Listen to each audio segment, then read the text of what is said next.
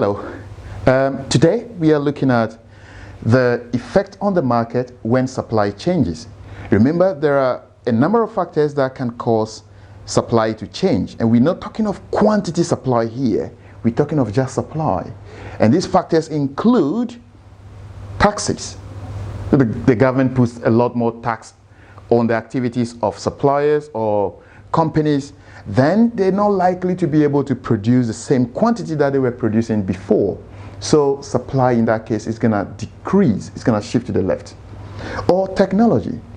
Many years ago, companies weren't able to produce a lot of TVs or electronic products because the technology available many years ago, talking of maybe 20 years ago, the technology wasn't very good, but today we have a much better technology.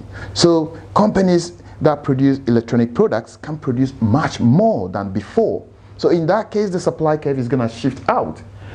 So the overall supply is going to shift out, and if it shifts out, what's going to be the effect on the market? Is price going to go up? Is quantity going to go down? We don't know. We'll analyze it in a few minutes.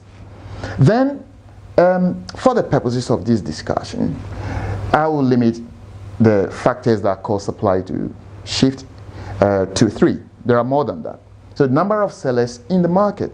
So think of a situation where you are on an island, and on this island there is only one seller of ice cream. So if there is only one seller of an ice cream, compared with if you have 100 sellers of ice cream, there's a huge variation here. So if there are more sellers in the market, then the supply curve is going to shift out. And if there are few or one seller in the market, the supply curve is going to shift to the left. So those are the things that we consider. Certainly you may want to consider factors such as the weather.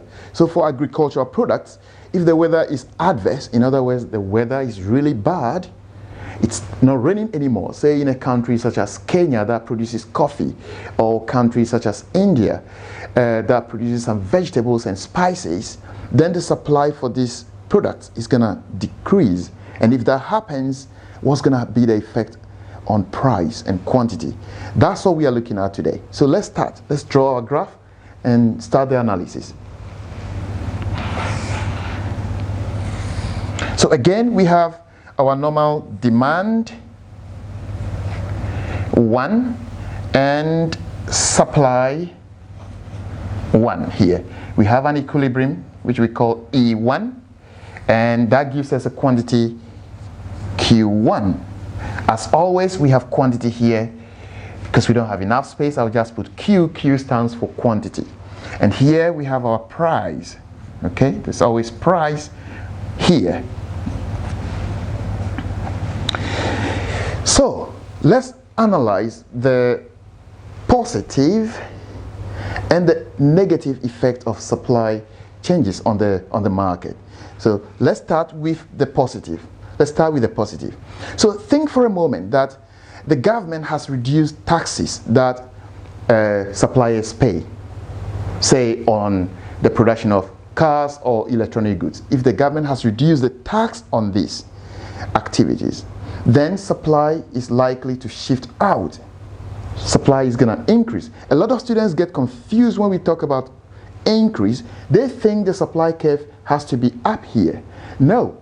The best way to do this, the best way to view an increase and a decrease for supply is to use your left hand and your right hand. Your right hand move is always an increase of supply. Your left hand move is always a decrease in supply. So if you get it this way, then it becomes much easier to analyze a decrease or an increase in supply. So for this case, taxes have gone down. So taxes have gone down. What's going to happen to supply? Well, supply is going to increase because there's extra money for the producers to make the goods that they've been making before. So supply is going to move to S2. We have a new equilibrium, E2. And what has happened? Well, quantity is going to increase to Q2 as well. But see what happens to price. Well, price goes down. It's logical. Consider that you go to a market and compared to the last time you were in the market, there are now more products in the market. Supply has increased. Then, of course, price has to go down. They have to reduce their price to be able to sell. So the price goes down to P2 from an initial P1. Yeah, we probably need to put that here. So price has gone down and quantity has increased. Price has gone down because supply has increased. Okay, let's look at the negative. Okay, let's look at the negative. So the negative here is in terms of technology. I'll use technology as the variable to analyze. So we can have adverse technology or an improvement in technology. So let's say that technology has has adversely been affected. In other words, let's say something dramatic happened. What is, let's say 5G or 4G or something that has affected the production of a particular activity. Then the quantity of items that are available to be sold are going to decrease. So the supply will move back.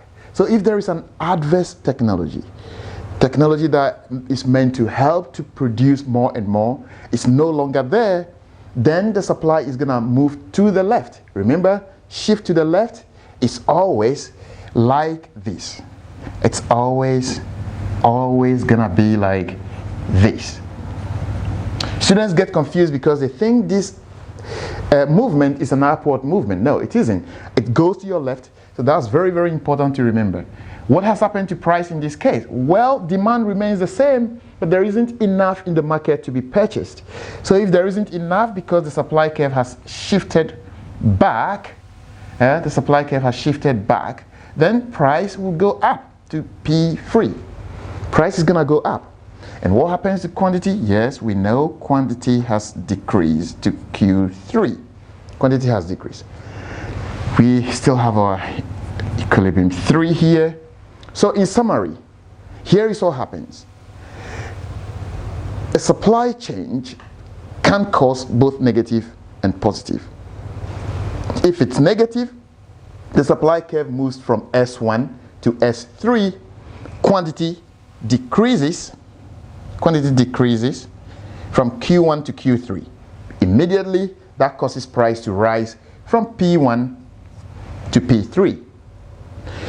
If it's the other way around, such that supply increases, so we are moving from S1 to S2, there's an increase in supply. Then quantity is going to increase. Yeah, quantity has increased to Q2. Q1 to Q2 is an increase. Price has dropped from P1 to P2. Okay, so that is the summary of the effect on the market when supply changes. Thank you.